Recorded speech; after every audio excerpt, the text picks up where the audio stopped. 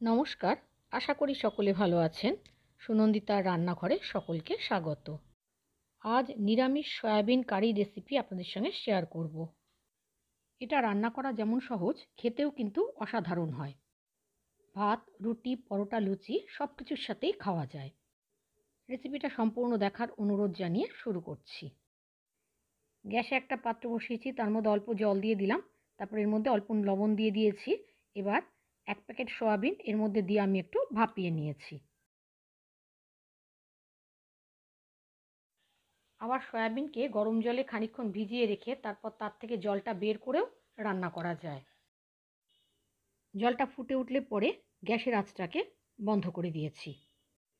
তারপর সয়াবিনগুলোকে জল থেকে তুলে একটু ঠান্ডা করে নিতে হবে। তারপর তার থেকে চেপে সমস্ত জল বার করে এই একটা পাত্রে আমি রেখে দিয়েছি।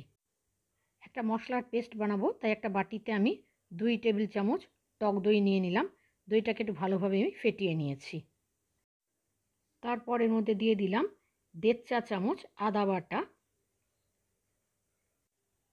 1.5 চা চামচ জিরে বাটা, আপনারা জিরে গুঁড়োও দিতে পারেন, 1 চা চামচ ধনে গুঁড়ো, 1 চা চামচ কাশ্মীরি লাল লঙ্কার গুঁড়ো,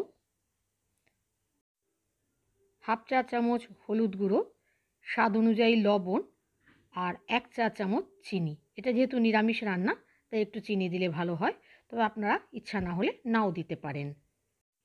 এবার সমস্ত মশলাকে দইয়ের সাথে একটু ভালোভাবে আমি মিশিয়ে নিয়েছি। এখানে কিন্তু কোনো জল ব্যবহার করিনি। আর একটা উপকরণ এখানে লাগবে, ঝালের জন্য দিয়ে দিলাম হাফ চা চামচ কাঁচা লঙ্কা বাটা। আপনারা এখানে লাল লঙ্কার গুঁড়ো দিতে পারেন।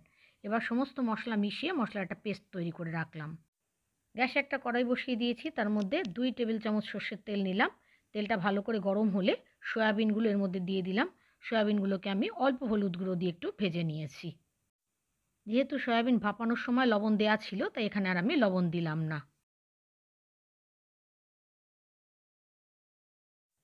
সয়াবিনগুলো ভেজে নেওয়া হয়ে গেছে, এবার এগুলোকে কড়াই থেকে আমি তুলে নিলাম। সয়াবিনগুলো ভেজে তুলে নেওয়ার পর কড়াইতে আরও 2 টেবিল চামচ সর্ষের তেল দিলাম।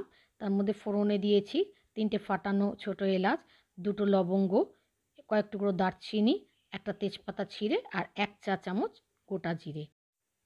ফোড়নটাকে কয়েক সেকেন্ড খুব ভালোভাবে ভেজে নিতে হবে। যখন ফোড়নটার থেকে একটা সুন্দর গন্ধ বেরোবে, তখন যে মশলার মিশ্রণটা আমি তৈরি করে রেখেছিলাম সেটা কড়াইতে দিয়ে দিলাম। এই সময় গ্যাসের আঁচটা একেবারে লো করে দিতে হবে। এবার মশলাটাকে খুব ভালোভাবে কষিয়ে নিতে হবে। মশলা যত ভালোভাবে কষানো যাবে, রান্নার স্বাদও তত ভালো হবে।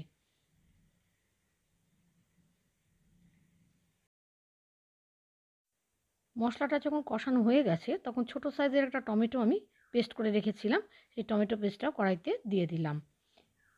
আবারও ভালোভাবে কষাতে হবে যাতে টমেটোর কাঁচা গন্ধটা চলে যায়। যখন মশলাটা ভালোভাবে কষানো হয়ে গেছে, মশলা থেকে তেল ছেড়ে এসেছে, তখন ভেজে রাখা সয়াবিনগুলো মশলার মধ্যে দিয়ে দিলাম। সয়াবিনের সাথে মশলাকে খুব ভালোভাবে মিশিয়ে নিয়েছি, নিয়ে আমি বেশ খানিকক্ষণ কষিয়ে নিয়েছি। সয়াবিনটা ভালোভাবে কষানো হয়ে গেলে আন্দাজ মতো জল দিয়ে দিলাম। খুব বেশি জল দেওয়ার কিন্তু প্রয়োজন নেই, কারণ এটা একটু মাখামাখাই হবে। জলটা সয়াবিনের সাথে ভালোভাবে মিশিয়ে নিলাম। এবার যখন ঝোলটা ফুটে উঠলো, তখন কড়াইটা আমি ঢাকা দিয়ে গ্যাসের আঁচটা মিডিয়ামে করে দিয়েছি। 3 মিনিট ঢাকা দিয়ে আমি রান্না করে নিয়েছি। 3 মিনিট বাদে ঢাকনাটা খুলে এটা একটু নাড়াচাড়া করে নিলাম। সয়াবিন তো সেদ্ধ হয়েই ছিল। রান্নাটা হয়ে এসেছে। সবশেষে দিয়ে দিলাম 1 চা চামচ ঘি আর হাফ চা চামচ গরম মশলার গুঁড়ো। ঘি আর গরম মশলার গুঁড়ো খুব ভালোভাবে মিশিয়ে নিয়েছি। তারপর গ্যাসের আঁচ বন্ধ করে কড়াইটা ঢাকা দিয়ে আমি 5 মিনিট রেখে দিলাম। 5 মিনিট বাদে আমি সার্ভ করে দিচ্ছি নিরামিষ সয়াবিন কারি। আমার আজকের এই নিরামিষ সয়াবিন কারি রেসিপি আপনারাও একবার রান্না করে দেখতে পারেন। আশা করি আপনাদের ভালো লাগবে। আমার আজকের নিরামিষ সয়াবিন কারি রেসিপি ভালো লাগলে লাইক দেবেন আর কমেন্ট করে জানাবেন। যদি আপনারা ফেসবুক থেকে দেখেন তাহলে আমার পেজটা ফলো করার, আর যদি ইউটিউব থেকে দেখেন তাহলে আমার চ্যানেলটা সাবস্ক্রাইব করার অনুরোধ রইল। পাশের বেল বাটনটা ক্লিক করে দেবেন যাতে আমি নতুন রেসিপি আপলোড করলে আপনাদের কাছে নোটিফিকেশান পৌঁছে যায়।